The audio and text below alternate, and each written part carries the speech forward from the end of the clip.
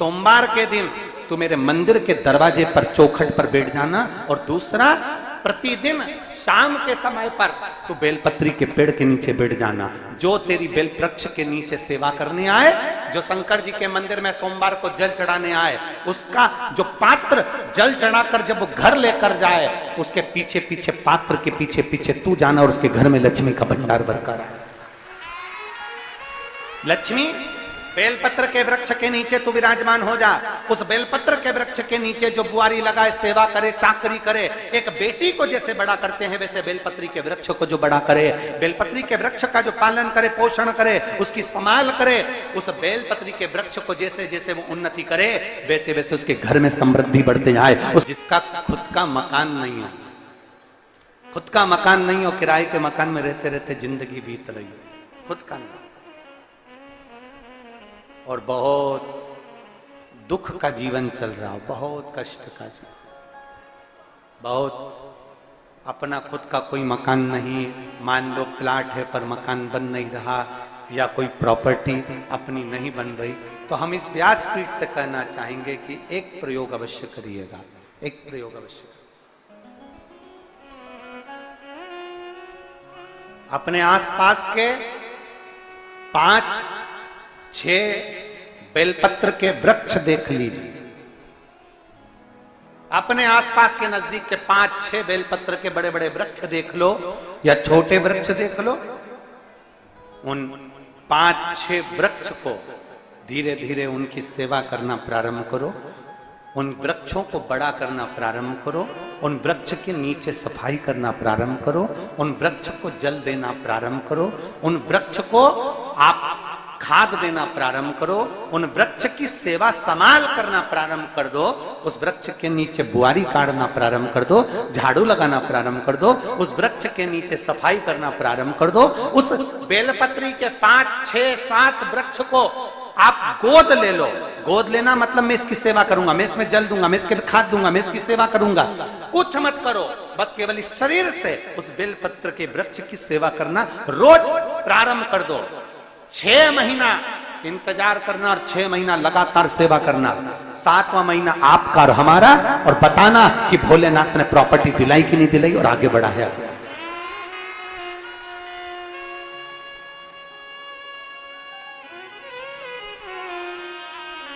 एक बेलपत्र का वृक्ष जिसके नीचे माता लक्ष्मी विराजमान होती है, एक बेलपत्र के वृक्ष के नीचे लक्ष्मी रहती है। दुनिया के लोग कहते हैं लक्ष्मी जी का दिन कौन सा है, बोलो जम के जल्दी से। शुक्रवार। दुनिया के लोग कहते हैं लक्ष्मी जी का दिन शुक्रवार है, पर माता लक्ष्मी से पूछा जाए कि तुम्हारी माता ख्याति देवी नारायण भगवान के साथ तुम्हारी शादी नहीं कर रही थी, शंकर को लक्ष्मी दे रही थी, तब तुमने भगवान शंकर से विनती करी, भोले बाबा मैं नारायण से प्रेम करती हूँ, भगवान नारायण से मेरा विवाह हो। तो माता ख्याति देवी से शंकर भगवान ने विनय कर कर कहा कि लक्ष्मी जी का विवाह नारायण के साथ कर दिया जाए।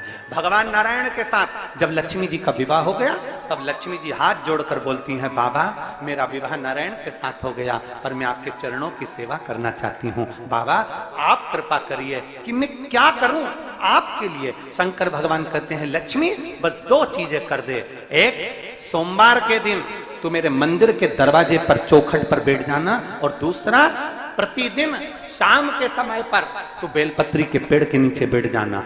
जो तेरी बेल वृक्ष के नीचे सेवा करने आए, जो शंकर जी के मंदिर में सोमवार को जल चढ़ाने आए, उसका जो पात्र जल चढ़ाकर जब वो घर लेकर जाए, उसके पीछे पीछे पात्र के पीछे पीछे तू जाना, और उसके घर में लक्ष्मी का भंडार भरकर आए। लक्ष्मी बेलपत्र के वृक्ष के नीचे तू विराजमान हो जा।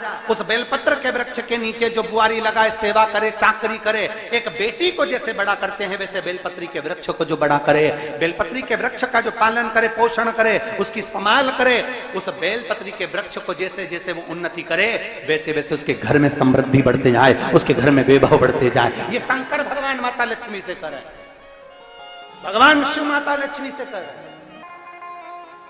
तो भस्म, अगर शिव के मंदिर में भस्म मिल जाए, शंकर पर चढ़ी हुई भस्म अगर मिल जाए तो, और अगर भस्म ना मिले ना, तो शंकर के जो शंकर भगवान का जो शिवलिंग है, शिवलिंग के आसपास में जो जलाधारी है, यहाँ अगर भस्म ना मिले तो इस जलाधारी पर अपना हाथ स्पर्श कर कर अपने तन पर उसको लगाकर जरूर आओ। भस्म एक शंकर पर चढ़ा हुआ जल, दूसरे नंबर पर है शंकर पर चढ़ी हुई भस्म। ये दो स्पर्श जरूर, स्पर्श। एक भस्म का एक बड़ा सुंदर चरित्र आता है।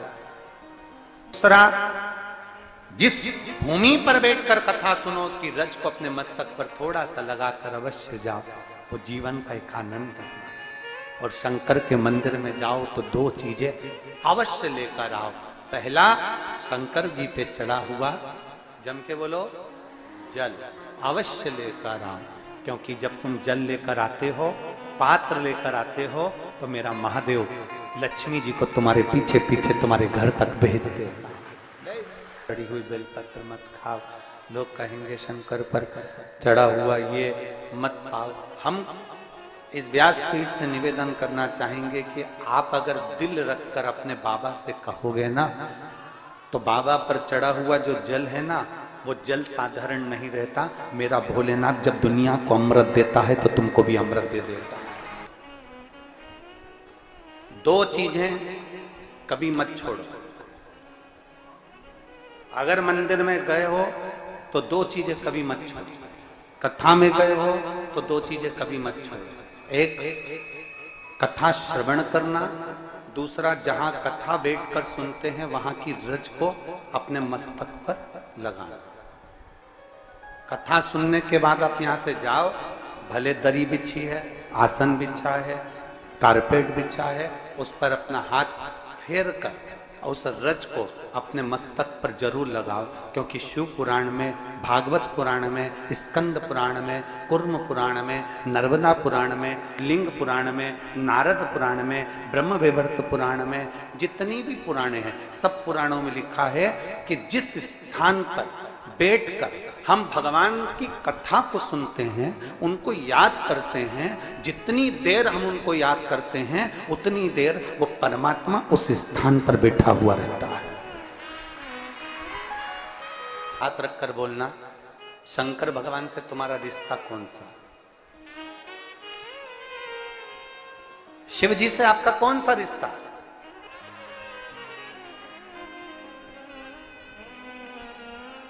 शंकर भगवान को आप क्या मानते हो? हमने आपको एक संबंध बताया था कि सीहोर कुबेरेश्वर धाम आपका मायका है, तो हम आपके भाई हैं, तो शंकर भगवान आपके पिता हैं, आपके बाप हैं, आपका बाबा है, आपका दादा है।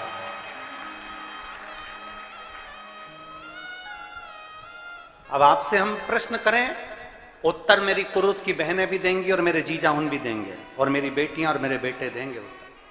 आपसे प्रश्न करें, अगर बेटी को दुख होगा तो क्या वो अपने बाप से नहीं कहेगी? बोलो तो जम के। बेटी को तकलीफ है, वो अपने बाप से ना कहेगी। बेटे को तकलीफ है तो वो अपने पिता से, अपनी मां से नहीं कहेगा, मम्मी मुझे ये तकलीफ है, पापा मुझे ये दुख है, मां मुझे ये तकलीफ है, पिताजी मुझे ये कष्ट है। क्या वो अपने माँ बाप से नहीं कहेंगे? क्या वो अपने माँ बाप से विनय नहीं करेंगे? और माँ, पिता, फिर उसके करीब में, उसके नजदीक में जो भी होता है वो माँ बाप निकाल कर उसको दे देते हैं, माता पिता उसको दे देते हैं। माता लोग कहते हैं कि शंकर जी पे चढ़ा हुआ जल मत पियो, लोग कह देते हैं शंकर जी पे चढ़ी हुई बेलपत्र मत खाओ। कोई इस बहन से पूछे, सुनीता सोनी से, कि शंकर पर चढ़े हुए जल से उसकी गांठ जो डबल से उसके शरीर में आ गई थी वो समाप्त हो गई, तो जरा विश्वास करिएगा कि एक बेटी अपने माँ बाप से ही तो कहेगी, और बाप के पास में जो होगा वही तो अपनी बेटी को देगा दुख को मिटाने के लिए। तो मेरे शंकर भगवान के पास तो उसका चढ़ा हुआ जल है। दूसरा, जिस भूमि पर बैठकर कथा सुनो उसकी रज को अपने मस्तक पर थोड़ा सा लगाकर अवश्य जाओ, वो जीवन का एक आनंद है। और शंकर के मंदिर में जाओ तो दो चीजें अवश्य लेकर आओ। पहला, शंकर जी पे चढ़ा हुआ जम के बोलो, जल अवश्य लेकर आओ, क्योंकि जब तुम जल लेकर आते हो, पात्र लेकर आते हो, तो मेरा महादेव लक्ष्मी जी को तुम्हारे पीछे पीछे तुम्हारे घर तक भेजते। दो चीजें लेकर अवश्य आओ, और शिव पुराण में जाओ तो दो चीजें लेकर अवश्य जाओ। पहले नंबर पर शंकर की कथा और अपने अंदर विश्वास कि मेरे महादेव की मैंने कथा सुनी है, अब मैं भटकूंगी नहीं। सारी दुनिया में मैंने ठोकर खा ली, अब कहीं ठोकर नहीं खाऊंगी, अब तो दरवाजे पर महादेव के जाऊंगी, बाकी की कह। दूसरा, कथा में बैठी हूं बाबा के इस रज को, ये रज नहीं है, ये धूल नहीं है, ये मेरे बाबा के कैलाश 12 ज्योतिर्लिंग का चंदन है, इसको मस्तक चढ़ाऊंगे अपने हृदय से। लाते हो आप लोग? हाथ उठाओ जरा, रख लो, बहुत बढ़िया, प्रणाम आपको सभी को, नमन। 2 बूंद जल लेकर आओ, परला। नहीं पियो तो उस जल को अपने घर में छींट दो।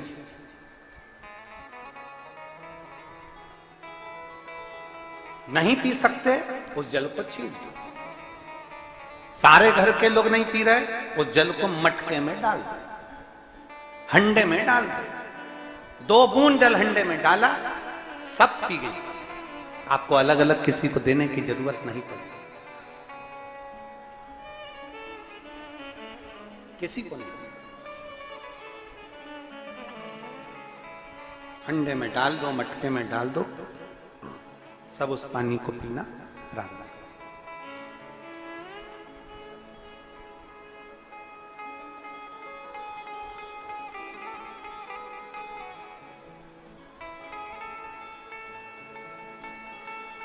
उस जल के महत्व को जो बच्चों का दर्द नहीं देख सकते, जब माता पिता अपने बच्चों का दर्द नहीं देख सकते, तो देव अधिदेव महादेव तुम्हारा दर्द कैसे देखेंगे? वो भी तो काटेंगे तुमको, वो भी तो कष्ट मिटाएंगे। 2 चीजें कथा में जाकर ले। एक, जहां जगह मिल जाए वहां बैठकर कथा सुनो।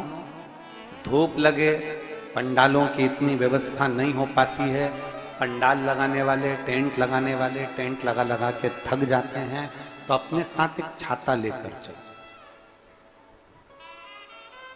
2 पानी की जम के बोलो जरा, बोतल, बिछाने की दरी अपने साथ लेकर चलो। लोगों ने उमा महेश की कथा अपने जीवन में धारण करी कि नहीं करी वो हमको नहीं स्मरण है, पर एक बात का स्मरण करिएगा, ये जो कथा चल रही है ये गौरी शंकर चल रही है। इसके बाद में जो अमलेश्वर में कथा है वो कौन सी है? समर्पण शिव महापुराण कथा। उस समर्पण शिव महापुराण की कथा जब 2 तारीख को विराम हो जाएगी, तब उसके बाद में जो कथा 6 जून को प्रारंभ होगी सोलापुर महाराष्ट्र में, उस कथा का नाम रहेगा उमा महेश शिव महापुराण की कथा। उसको जरूर सुनो। सोलापुर में जो 6 जून से कथा होगी उसका नाम उमा महेश शिव महापुराण। उसको सुनना, श्रवण करना, उसको धारण करना है। उसमें इतने प्रश्न माता उमा ने भगवान महेश से करे हैं, और महेश भगवान शंकर उसका हर प्रश्न का उत्तर दे रहा है। भगवान महेश भगवान शंकर हर प्रश्न का। बाबा बोले माता उमा ने भगवान शिव जी से, महेश भगवान से, भगवान शंकर से करेंगे, बाबा भोलेनाथ जी बताओ, संसार में जन्म लेने वाले व्यक्ति के जीवन में उसके भाग्य में अगर सुख नहीं है, उसके भाग्य में खुशियां नहीं है, उसके भाग्य में कोई अच्छा है ही नहीं, तो वो जीव क्या करेगा? वो जीव क्या करे?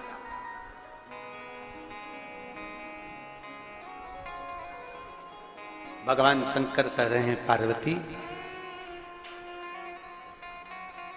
संसार में जन्म लेने वाला मनुष्य अगर उसके भाग्य में सुख नहीं, उसके भाग्य में अगर खुशियां नहीं है, उसके भाग्य में अगर सुख नहीं है, उसके भाग्य में अगर अच्छा नहीं है, पत्रिका दिखा ली सुख नहीं है, कार्य कर देख लिया सुख नहीं है, तकलीफ उसकी जिंदगी में चल ही चल रही है, तो भगवान शंकर कहते हैं, भगवान महेश कहते हैं, उमा, उस मनुष्य को दूसरे का अच्छा करना प्रारंभ कर देना चाहिए, तो उसकी अच्छाई अपने आप सामने आना